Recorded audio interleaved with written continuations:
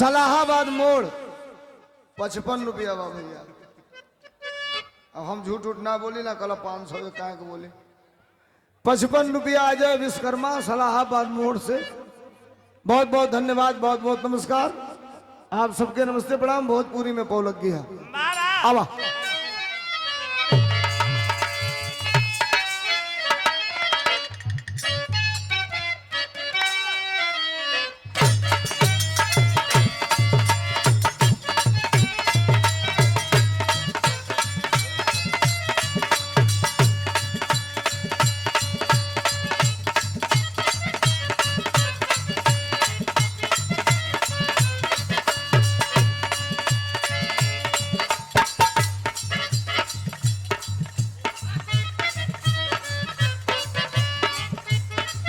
अच्छा तनी यही सुनल जाओ, तनी शांति हो या उठ बैठ ना हो, आराम से बैठल जाओ।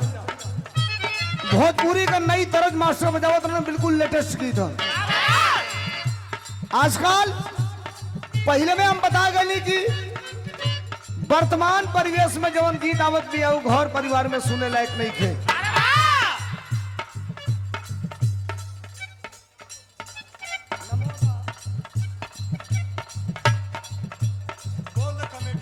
₹51 रुपया कमेटी के भाई के तरफ से बहुत बहुत बहुत बहुत धन्यवाद, बहुत बहुत नमस्कार आप सबके। नमस्ते प्रणाम।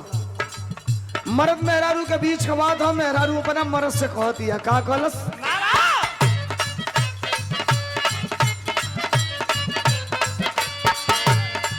अरे हो गई पूरा अपडेट बलम, हो गई पूरा अपडेट बलम, करिया ऊपर नीचे सेट बलम। हो गई पूरा अपडेट, करिया ऊपर नीचे सेट बलम।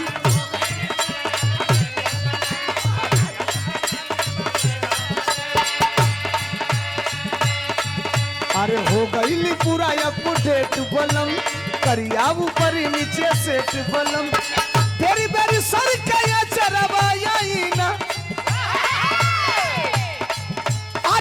तेरी सर के ये चरवाई ना, पीन लगा दी अड़ जाई। अरे सरिया पर डालब नजरिया तो सरिया, अरे सरिया पर डालब नजरिया तो सरिया फिर से पहिरे के पड़ जाई। सरिया पर डालब नजरिया तो सरिया फिर से।